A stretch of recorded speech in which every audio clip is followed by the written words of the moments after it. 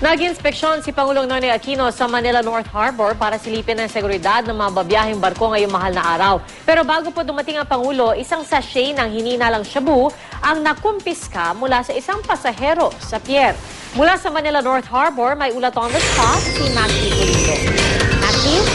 Pero alam mo, Pia, kung tutusin pa rin daw, itong Manila North Harbor, hindi na masyadong sakit sa ulo kung seguridad na rin lang ang pag-uusapan. Maliban kasi sa, hindi naman na kasing dami, yung mga taong nagpupunta rito, hindi katulad dati, and there are a lot of factors regarding this, or different reasons regarding this, medyo kabisado na rin naman daw ng mga security personnel yung latag na kanilang ipinapatupad dito. Pero dito pa rin sa Manila North Harbor, ang unang destinasyon ngayong araw ni Pangulong Noynoy Aquino, ito yung bahagi ng kanyang inspeksyon para tiyaking maayos yung mga terminal at paliparan para nga sa Holy Week Exodus. Hindi lang naman daw ito photo opportunity, sabi ni DOTC Secretary Joseph Abaya, at least sa pag-inspeksyon ng Pangulo at ng iba pang mga opisyal ng gobyerno, muling marerepaso ang mga sistema at makikita nila ng personal kung tama nga ba itong ipinatutupad. 20 minutes si Pangulong Aquino dito sa may Manila North Harbor, at katulad nga ng nakikita nyo ngayon sa inyong mga TV screen, ay umakyat pa siya ng barko para tignan yung mga survival kits, mga life vests, pati na yung mga emergency exits. Pero katulad nga nung nabanggit mo kanina, Pia, bago dumating si Pangulong Aquino, ay nahulihan pa ng isang sachet ng shabu ang isang lalaki.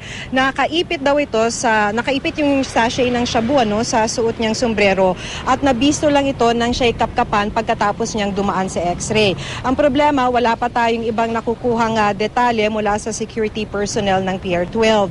Aminado naman si Secretary Abaya na mas kailangang tutukan itong Batangas Port or Batangas Pier kung volume of passengers na rin lang daw kasi ang pag-uusapan, mas mabigat na talaga sa may Batangas Pier. Pupuntahan din daw ito ni Secretary Abaya sa mga susunod na araw. Ang sabi ng Philippine Coast Guard sa atin kanina, bantay sarado naman talaga ang mga major ports. Ito yung mga pier na nasa mga malalaking syudad ng ating bansa. Pero at dahil nga na rin, dahil sa kakulangan ng tao ng Philippine Coast Guard, ay hindi nila nababantayan lahat ng mga pantalan, lalo na yung mga pantalan sa probinsya. Nabanggit na rin kanina ng PCG na sa Batangas Port, yung mga biyahero natin ngayong Holy Week ay dapat mag-ingat dun sa mga fixer. Itong mga fixer, nilalapitan daw itong mga biyahero na hindi na makakuha halimbawa ng ticket dahil punuan na, at nagyayaya nga sila or nag-aalok sila ng mga bangkang masasakyan.